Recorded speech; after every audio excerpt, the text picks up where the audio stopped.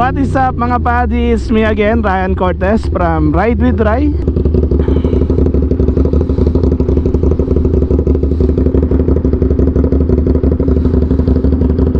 So yun mga padi, bali panibagong araw na naman at panibagong video na mag-aaksaya tayo ng gas habang nagsasalita at nakikipagkwentuhan sa inyo.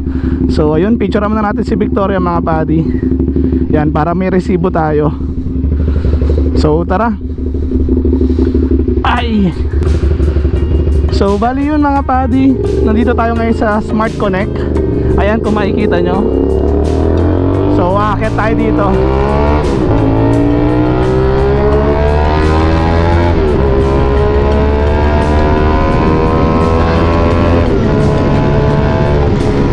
Sheesh!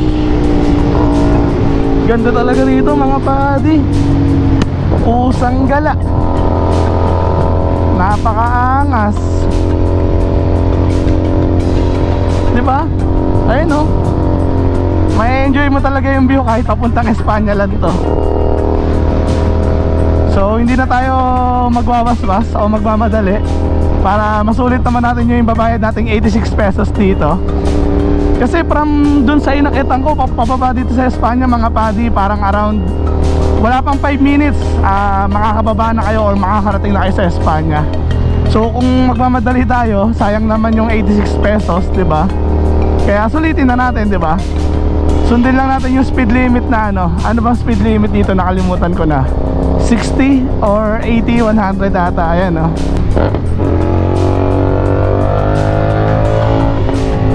Ay, naku naman, Ride with Rai. Nakalimutan ko yung gloves ko mga padi.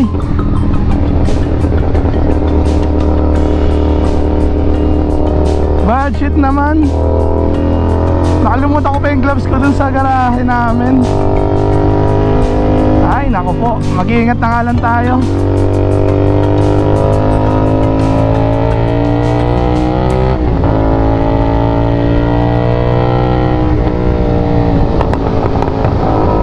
Ganda dito talaga mga padi.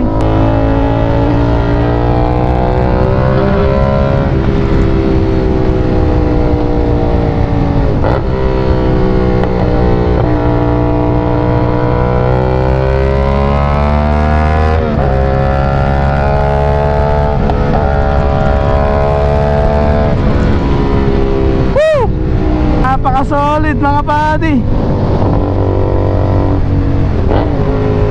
Siyempre, sa RFID tayo. Kaso kailangan natin mag-tap. Ano yun?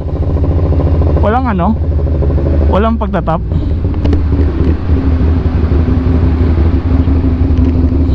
Magtatap po ako, chip. Magtatap. Card lang. Hindi na, natanggal yung ano sa visor ko eh. Nagpalit ako ng visor eh. Pero andito yung card ko. So thank you po.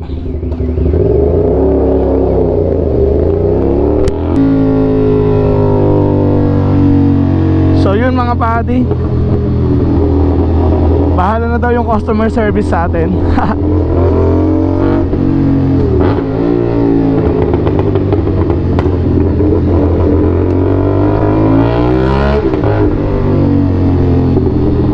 So yun na, ganun-ganun lang mga padi. Bali nasa Espanya na kagad tayo.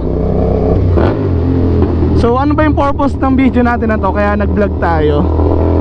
So kaya tayo nag-vlog mga padi dahil gusto lang natin magpasalamat kay Boss Reed Motovlog, ayan, dahil sobrang laking tulong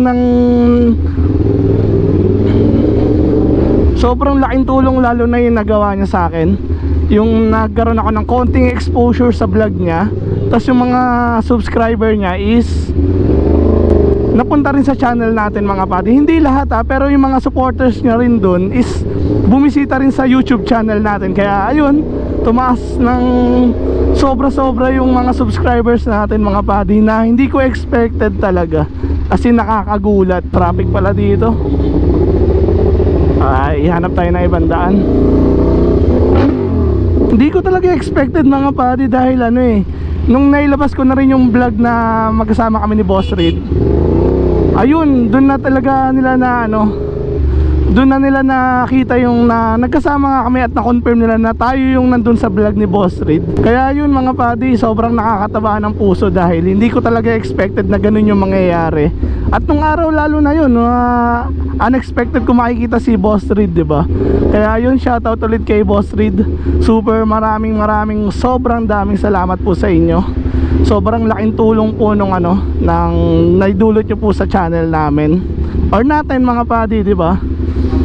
Kaya yun, sana po makasalubong or makasabay ko po ulit kayo sa daan. Pero sana yung planado na, kahit makasama ko sa mga libot nyo po dito sa Metro Manila or San Man, ako na po dadayo. Kaya gusto ko rin magpasalamat sa mga supporters ni Boss Reed. Ayan, yung mga subscribers niya. Sobrang thank you sa suporta nyo, sa solid na suporta nyo dito sa channel natin. Saan tayo pwedeng dumaan mga padi? Dito nga tayo. Patayuman na pala to. Kaya yun, super daming thank you sa inyo lahat mga padi. At welcome ulit sa mga panibagong subscribers natin. Welcome sa channel ni Ride with Rai. Kaya yan,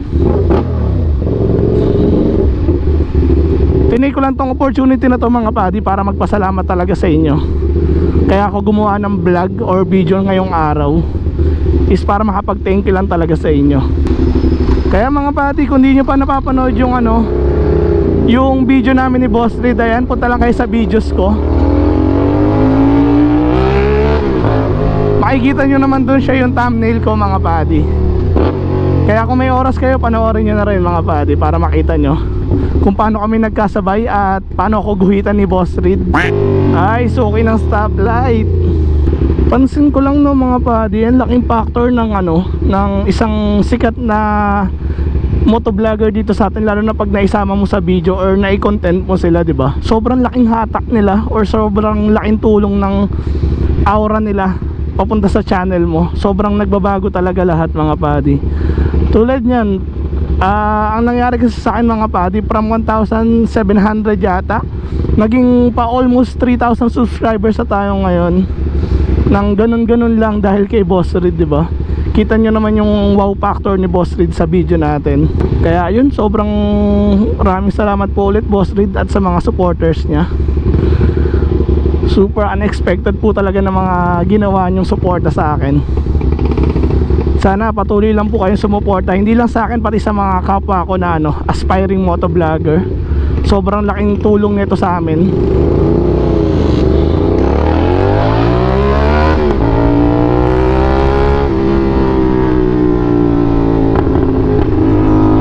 Parang uulan pa yata So yung ginagawa natin ngayon mga padi, wala rin akong destinasyon. Kung saan lang ako dalhin ni Victoria, doon lang ako sumusunod mga padi. Kung saan trip niya, doon tayo. So yun nga mga padi, katulad na sinasabi ko kanina, kung di nyo pa napapanood yung video, panoorin nyo na. Wow, nga subi. Kasi yung video namin ni Boss Reed mga padi, bali aabot na siya ng 30,000 or nasa 30,000 na yata, or 31,000. Ewan ko, di ko pa chinecheck mga padi, kasi hanggang ngayon hindi pa rin ako makapaniwala. Grabe. Sana naririnig nyo ko na maayos mga padi, dahil sa loob ng helmet ko hindi ko naririnig yung sinasabi ko o yung sarili ko, dahil sobrang ingay ng exhaust. Abutan pa yata tayo ng ulan Sana bago matapos yung vlog natin, makauwi tayo ng safe at tuyo. Ang goal na lang natin ngayon mga padi is umuwi ng tuyo at hindi mabasa ng ulan.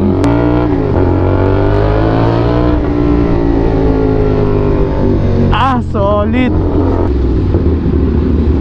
So yun no, Sec Moto Supply mga buddy. Shoutout sa Sec. Sec baka naman. So yun na mga buddy, share ko lang rin sa inyo no. Bali simulat sa pool na ano, na nahilig ako sa pagmamotor, Sec yung naging unang helmet ko. Kaya hanggang ngayon nahawak na natin si Victoria tsaka iba't ibang motor, Sec pa rin yung talagang ano natin, pinaka favorite na helmet brand. So kaya Sec, sana naman pagbigyan nyo ako. Dito kami nagkita ni Boss Ray dun mga buddy, no? Dyan mismo, eksaktong dyan. Tapos dito kami nagharurutan nun.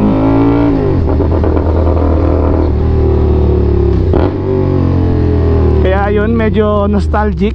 Ang tanong lang mga buddy, no, napanood kaya ni Boss Ray yung ano, yung video na ginawa ko para sa kanya. Sana naman kahit pa paano napanood niya, kahit yung intro na lang mga buddy, di ba? Super solid nun dahil siya yung ginawa kong intro nun.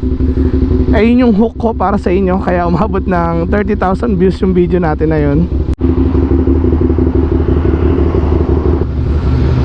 So bali yun mga buddy, bali dito ko naisipan tapusin yung video. Paakit ulit ng NLEX naman papuntang KM23 sa Petron Marilao. Bali dito ko natatapusin tong video mga buddy.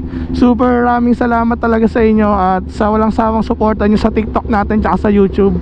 At patuloy lang kayo sumuporta para makagawa pa tayo ng mga solid na content mga buddy. At abangan nyo pala yung mga susunod na ilalabas natin vlog dahil medyo malulupet at pandiinan yung mga ilalabas natin yon mga buddy. Kaya antay-antay lang sa video natin. Kaya yun mga buddy, maraming salamat ulit sa inyo. At dito ko natatapusin tong video at kita-kits tayo sa daan kung sakali man. At ciao sa inyo mga buddy, ride safe mga buddy.